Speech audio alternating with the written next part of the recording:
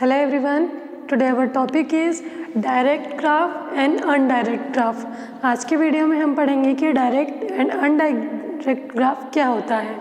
सबसे पहले हम देखते हैं directed graph. If a graph contain ordered pair of vertices is said to be a direct graph. It means direct graph में जो वर्टाइसेस का सेट है वो एक ऑर्डर फॉर्म में होना चाहिए, ठीक है। If an edge is represented using a pair of vertices v1 and v2, the edge is said to be directed from v1 to v2। अगर हम एक एज को रिप्रेजेंट कर रहे हैं दो वर्टाइसेस से v1 एंड v2, तो वो डायरेक्टेड कब होगा? जब वो v1 से v2 की ओर होगा। इट मीन्स किस तरीके से होगा?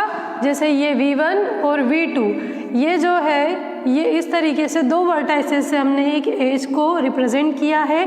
अब ये डायरेक्टेड कब होगा? जब ये v1 से v2 की ओर होगा।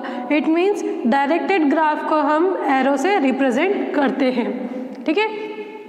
The first element of the pair v1 is called the start vertex and the second element of the pair v2 is called the end vertex। अब यहाँ पर देखिए जैसे ये v1 और v2 है, तो यहाँ से क्या हुआ कि डायरेक्ट शुरू हुआ है, ट्रैवलिंग शुरू हुई है, तो ये क्या कहलाएगा? ये स्टार्ट वर्टेक्स कहलाएगा। और v2 क्या कहलाएगा? एंड वर्टेक्स, क्योंकि यहाँ पर एज आकर क्या हो रही है, जो है एंड हो रही है, ठीक है। अब इसे हमें जो है ग्राफ के थ्रू समझे, जिसमें कितने वर्टाइसेस हैं, तो देखिए सेट ऑफ वर्टाइसेस कितने हैं? 1 2 3 4 एंड 5। तो v is equal to 1 2 3 4 and 5। अब सेट ऑफ एजेस कितनी होगी?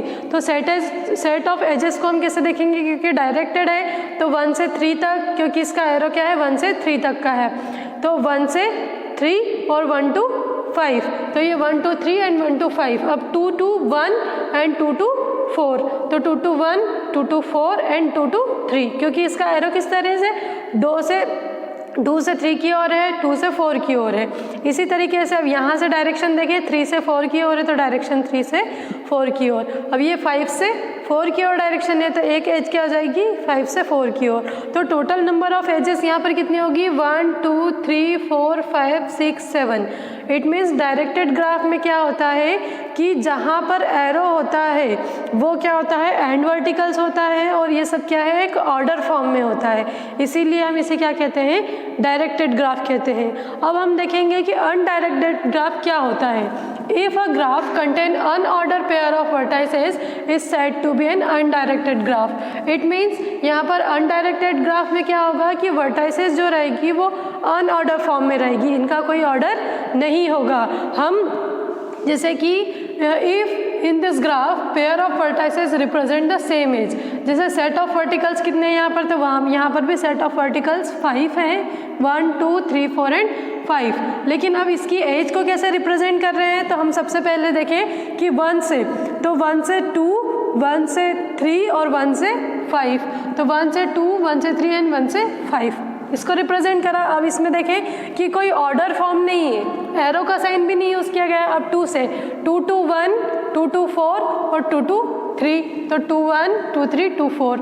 अब यहाँ से देखें क्योंकि 1 से 3 हमने कर लिया है, 2 से 3 कर लिया है, तो ये जो है सेम होती है, इनका ऑर्डर तो है नहीं, तो हम 1 से 3 लिखें या 3 से 1 लिखें, ये सेम एज को रिप्रेजेंट करेगा। इसलिए ये जो दो एजेस है हम इसको ऑलरेडी रिप्रेजेंट कर चुके हैं, तो सिर्फ हम किसको लिखेंगे? 3 to 4 को। इसी तरीके से अब क्या बचेगा? 4 to 5। तो ये क्या है? ये अनडायरेक्टेड ग्राफ है। अब देखिए in an undirected graph the nodes are connected by undirected arc. ये क्या कहलाती है? आर्क कहलाती है। तो नोड्स कैसे कनेक्टेड है? अनडायरेक्टेड है, इसमें एरो का साइन यूज नहीं किया गया है। It is an edge that has no arrow, both the end of end the undirected arc are equivalent. यहाँ पर देखें कि जो है दोनों आर्क जो है, जैसे हम बोले कि 4 to 5 या 5 to 4, ये दोनों आर्क क्या है? सेम है, इक्विवेलेंट है, इनमें कोई भी डिफरेंस नहीं है, क्योंकि ये अनडायरेक्टेड है। ना ही इनका कोई हेड है और ना ही टेल है। इट मीन्स कोई ना तो इसे स्टार्ट वर्टेक्स से रिप्रेजेंट करते हैं, ना किसी वर्टेक्स को हम एंड वर्टेक्स से रिप्रेजेंट करते हैं। तो ये था अनडायरेक्टेड ग्राफ, जिसे अनऑर्डर फॉर्म में वर्टेक्स को रखा जाता है। आई होप आपको आज का वीडियो यूजफुल लगा होगा। Thank you very much.